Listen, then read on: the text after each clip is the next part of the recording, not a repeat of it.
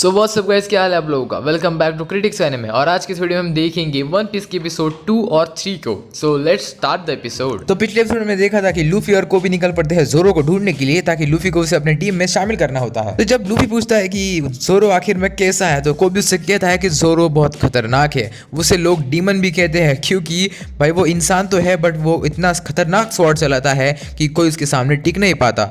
उसके बाद वो उस विलेज में पहुंच जाते हैं जहां पर जोरो को रखा गया होता है। वहां पर जब लूफी सबसे पूछता है कि जोरो कहां पर है, तो सारे लोग डर कर उससे दूर भाग जाते हैं क्योंकि जोरो नाम लेना यहाँ पर मना है। लूफी देन मरीन्स के ऑफिस जाता है जहाँ पर जोरो को बंद करके रखा होता है। वो दीवार चढ़ने लगता है। उसके बाद दीवार फांग कर वो देखता है तो जोरो को बीचों बीच रखा गया होता है। जोरो को बांध कर रखा गया होता है क्योंकि वो अगर छूट गया तो वो भाग जाएगा। लूफी देन कहता है कि चलो कोबी जाकर उसकी रस्सियां खोल देते हैं जिससे कि हम उससे बात कर पाएंगे। कोबी उससे कहते हैं पागल हो क्या, अगर उसकी रस्सियां खोल दी तो वो सबसे पहले हमें मारकर भाग जाएगा। तभी एक लड़की पीछे से आकर दीवार फांग कर उसके तरफ मतलब जोरो की तरफ भागने लग जाती है। जोरो की तरफ आने के बाद जोरो से कहती है कि मैं तुम्हारे लिए खाना लाई हूँ जोरो, तुम भूखे होगे ना। उसके बाद वो कहती है कि ये लो 2 लड्डू। लड्डू मतलब बेसिकली राइस बॉल्स होते हैं। वो देखकर एक बंदा आता है। ये बंदा मरीन्स के जो मेन कैप्टन है उसका बेटा होता है। वो बुक्कड़ होता है इसलिए वो उस लड्डू को लेकर खाने लगता है। उसके बाद वो जब खाता है तो वो कहता है कि ये क्या, इसमें तो पूरी शक्कर डाली हुई है, इतना मीठा राइस बॉल कौन बनाता है।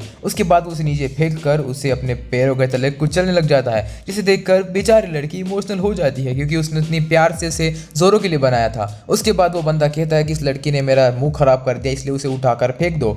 जब उसे फेंक दिया जाता है तो जोरो लूफी उसे पकड़ लेता है दीवार के पार जाकर। सब जाने के बाद लूफी अंदर आकर उस राइस बॉल को देखने लग जाता है कि ये कितना गंदा हो चुका है। फिर भी जोरो कहता है कि हे बंदे तुम कौन हो, जो भी हो ये राइस बॉल मेरे मुंह में डाल दो। लूफी कहता है कि इतना गंदा राइस बॉल तुम्हारे मुंह में डालूं, कैसे खा पाओगे, बट ठीक है डाल देता हूँ। उसके बाद जोरो उसे खाने लगता है और फिर वो कहता है कि मैं कितने दिनों से भूखा था, वाह कितना अच्छा था ये, मुझे और चाहिए। फिर लूफी वापस जाकर लड़की से कहता है कि जोरो ने तुम्हारे राइस बॉल खा लिए। इस लड़की खुश होती है और उसे बाद में जोरो के बारे में बताती है। जोरो फर्स्ट टाइम जब इस विलेज में आया था तभी उस टाइम में वो जो कैप्टन है इस विलेज का, उसके बेटे ने यहाँ पर बहुत सारे जंगली कुत्ते लाए थे विलेज में और सबको परेशान कर रहा था। और उस लड़की के मतलब होटल में भी वो कुत्ते लेकर गया था। दैट्स वाई लड़की उन कुत्तों को मारने वाली होती है। दैट्स वाई उस कैप्टन का बेटा मतलब मॉर्गन कैप्टन का बेटा गुस्सा हो जाता है, बट जोरो उसे मारने के लिए आगे बढ़ता है और उसे बहुत मारता है। दैट्स वाई जोरो को भी बाद में बंदी बना लिया गया होता है और उसे कहा जाता है कि 1 महीने तक अगर तुम बिना खाए पिए यहाँ पर रहोगे तो तुम्हें बाद में छोड़ दिया जाएगा। नेक्स्ट सीन में हम देखते हैं कि मॉर्गन का बेटा विलेज में आकर लोगों से अपनी सेवा करवा रहा होता है। वहां पर नामी भी होती है, जो लड़की जो सारी जगह पर चोरी करती है वही लड़की। उसके बाद हम देखते हैं कि वो बंदा कह रहा होता है कि यार उस जोरो को तो मैं आज मार के ही रहूंगा।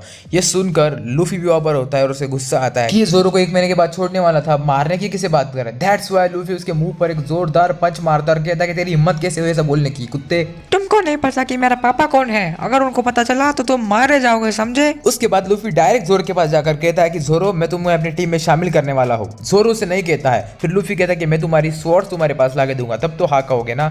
उसके बाद हम देखते हैं कि वो वहां से निकल जाता है। मॉर्गन का बेटा फिर मॉर्गन के पास जाकर कहता है कि पापा एक बंदे ने मुझको मारा, आपने आज तक मुझे नहीं मारा तो वो कैसे मार सकता है। मॉर्गन जो इस मरीन का कैप्टन होता है वो कहता है कि बेटे तुम्हें मालूम है मैंने तुम्हें आज तक क्यों नहीं मारा। क्योंकि पापा मुझे लगता है कि मैं बहुत प्रीशियस हूँ और महान हूँ, इसीलिए। काहे के प्रीशियस, मैंने तुम्हें आज तक इसलिए नहीं मारा क्योंकि मुझे तुम्हें आज मारना है नल्ले। और उसके बाद वो उसके कान के नीचे मार देता है।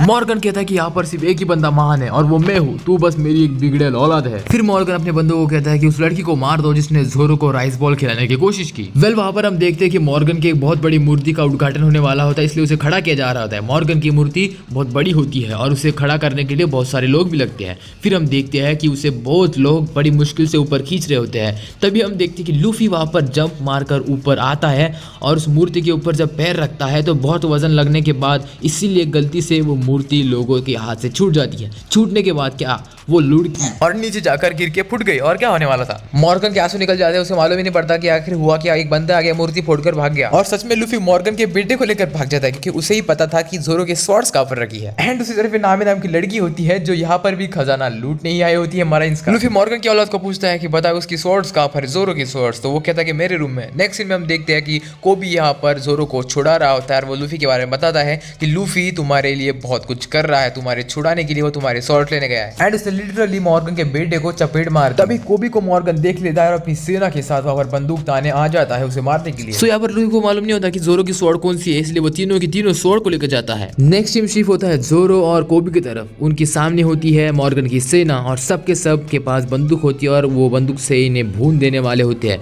तभी लूफी वहां पर आकर सारी गोलियां अपने ऊपर झेलता है और वो एक गम बॉय होता है। दैट्स व्हाई सारी गोलियां उसे लग के फिर से रिफ्लेक्ट कर जाती है। लूफी बोलता है मेरे को तो बस गुतगुली हुई यार, ऐसा लगा किसने पत्थर मार के फेंका बस। जोरो डर जाता है कि इतनी सारी गोली लगने के बाद इसको कुछ नहीं हुआ, मतलब ये बंदा है, ये एलियन है। और कोबी भी शॉक में होता है। फिर लूफी अपना इंट्रोडक्शन देता है जोरो को। वो कहता है कि I am monkey D Luffy और I am gonna be the pirate king. Luffy बोलता है कि बोला था ना जोरो मैं तुम्हारी शॉर्ट लेके आऊंगा, ये तीनों शॉर्ट लाया हूँ, इसमें से तुम्हारे जो है वो ले लो। जोरो बोलता है कि तीनों की तीनों शॉर्ट मेरी है, इसलिए तीनों के तीनों शॉर्ट मुझे दे दो। बट लूफी बोलता है कि पहले तुम्हारे हाथ तो छोड़ लो, फिर ये सब के सब शॉर्ट तुम रख लेना। तब तक हम देखते हैं कि सारे लोग अपनी तलवारें लेकर आ रहे होते हैं, क्योंकि बंदूकों से तो लूफी को कुछ होता नहीं। दैट्स वाई तलवारें से मारने वाले होते। तभी जोरो आकर अपनी शॉर्ट्स लेकर सबकी तलवार के अटैक को अपनी तीनों शॉर्ट से रोक लेता है। तभी लूफी देखकर शॉक हो जाता है और कहता है कि वाह, तीनों शॉर्ट को एक साथ चलाने की टेक्निक जोरो के पास है, मुझे पता नहीं था। ये सारे मॉर्गन के बंदे सब रोने लग जाते हैं, क्योंकि उन्हें पता है कि जोरो कितना खतरनाक स्वॉर्डमैन है। फिर जोरो लूफी से कहता है कि माय नेम इज जोरो और मुझे दुनिया में सबसे अच्छा स्वॉर्डमैन बनना है। उसके बाद लूफी भी अपनी ताकत दिखाता है, अपना पैर को लंबा करके सारे बंदों को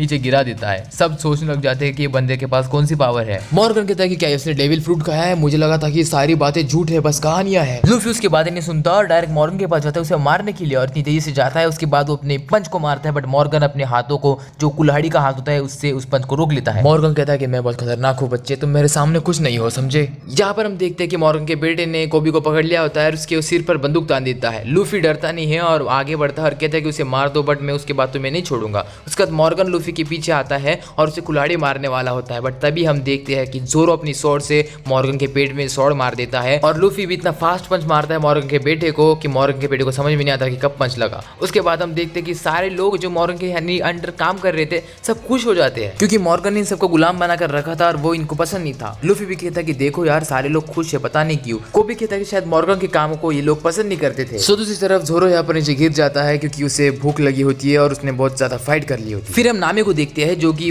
कुछ लोगों को बांध कर वहां से खजाना लेकर भाग जाती है। नेक्स्ट सीन में हम देखते हैं कि जोरो को खाना खिलाया जाता है, जिससे कि वो फिर से अच्छा हो जाता है। उसके बाद लूफी उससे कहता है कि मैं मेरी टीम बनाना चाहता हूँ ताकि हम वन पीस के खजाने को ढूंढें। फिर जोरो पूछता है कि बताओ हमारी टीम में आखिर कितने सारे लोग हैं। तो लूफी कहता है कि तुम और मैं ही हूँ।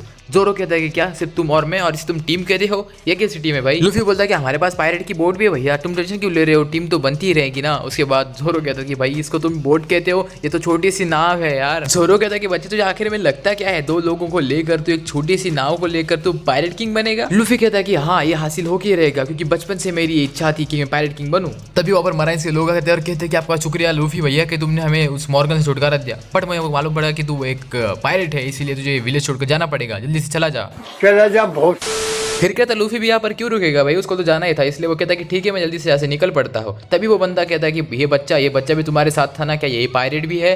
फिर लूफी उसे मारता है और कहता है कि नहीं ये मेरे साथ नहीं है भाई, ये तो मेरा दुश्मन है, ये पायरेट नहीं हो सकता। लूफी के जाने के बाद कोबी कहता है कि मुझे पायरेट्स को पकड़ने वाला बनना है, मुझे मराइन्स में सिलेक्ट होना है। उसके बाद वो मराइन का बंदा कहता है कि अच्छा है तुम मराइन्स में सिलेक्ट हो चुके हो आपसे, समझे। उसके बाद वो मराइन्स को सलाम देता है और कहता है कि थैंक यू इतनी कम उम्र में मुझे सिलेक्ट करने के लिए। फिर वो नामी नाम की लड़की एक किसी मैप को लेकर वहां से अपने बोट में बैठकर भग जाती है। देन हम देखते हैं कि वहां पर जोरो और लूफी आते हैं अपने बोट को देखने के लिए। फिर सारे विलेज के लोग और सारे क्रू मेंबर्स मराइन्स के उसे सलाम करते हुए उसे टाटा करते हैं। लूफी भी उसे टाटा करता है। फिर क्या था, लूफी उस विलेज को छोड़कर निकल पड़ता है अपने वन पीस को ढूंढने के लिए। फिर हम देखते हैं उनकी बोट वहां पर दूर चली जाती है। पहले इतनी छोटी भी बोट नहीं थी, बट छोटी है। उसके बाद जोरो पूछता है कि तुम्हें पायरेट किंग क्यों बनना है, इसके पीछे कोई रीजन तो होगा। लूफी कहता है कि हाँ मेरे पीछे एक बहुत बड़ा रीजन है, क्योंकि मुझे पायरेट किंग इसलिए बनना है क्योंकि मैंने किसी को वादा किया है और किसी ने मुझे वादा दिया है कि तुम पायरेट किंग बन के रहोगे। और फिर कहता जोरो और लूफी अभी एक ही टीम में भाई, इसलिए वो निकल पड़ते वन पीस को ढूंढने के लिए। सो इसी के साथ एपिसोड नंबर 2 और 3 वन पीस का यहाँ पर एंड होता है। अगले एपिसोड में देखेंगे कि कहाँ पर जाते हैं जोरो और लूफी अपने मिशन को अंजाम देने के लिए। तब तक के लिए take care and good bye, और चैनल को सब्सक्राइब कर देना और जितना हो सके वीडियो को शेयर करो, और मिलेंगे नेक्स्ट वीडियो में। तब तक के लिए सायोनारा।